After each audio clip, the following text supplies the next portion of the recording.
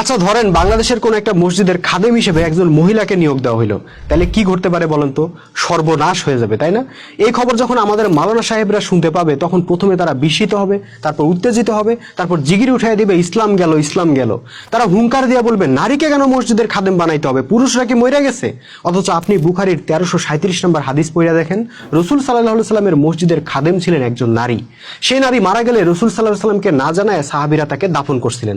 পরে যখন রাসূল সাল্লাল্লাহু আলাইহি সাল্লাম পরপর কয়েকদিন ওই নারীকে মসজিদে দেখতে পাইলেন না, তিনি সাহাবীদেরকে জিজ্ঞেস করলেন মহিলাটা কোথায়, তাকে দেখা যায় না কেন? তখন সাহাবীদের কাছে মহিলার মৃত্যুর খবর শুনে রাসূল সাল্লাল্লাহু আলাইহি সাল্লাম ব্যথিত হলেন এবং ওই মহিলার কবরে গিয়ে পুনরায় জানাজা পড়লেন। আমি জানি এই হাদিস শুনে অনেকে বিস্মিত হয়েছেন, কিন্তু বিস্মিত হওয়ার কিছু নাই। আসল ঘটনা হলো রাসূলের যুগের ইসলামটা ওইরকমই ছিল। সেখানে নারীরা শুধু মসজিদের খাদেম না, হাসপাতালের পরিচালক ছিল, বাজারের ব্যবস্থাপক ছিল, সেনাবাহিনীর সদস্য ছিল। কিন্তু ভাই সেই ইসলাম বহু আগেই আমাদের মাওলানা সাহেবরা গায়েব করে দিয়েছেন। তারপর মাওলানা সাহেবদের ফতোয়া কেন্দ্রিক আরেকটা ইসলাম চালু হয়েছে, যেখানে নারীরা মসজিদের খাদেম হওয়া দূরে থাক, মসজিদের সামনে দিয়ে হাইটা গেলেও মসজিদের পবিত্রতা নষ্ট হয়ে যায়।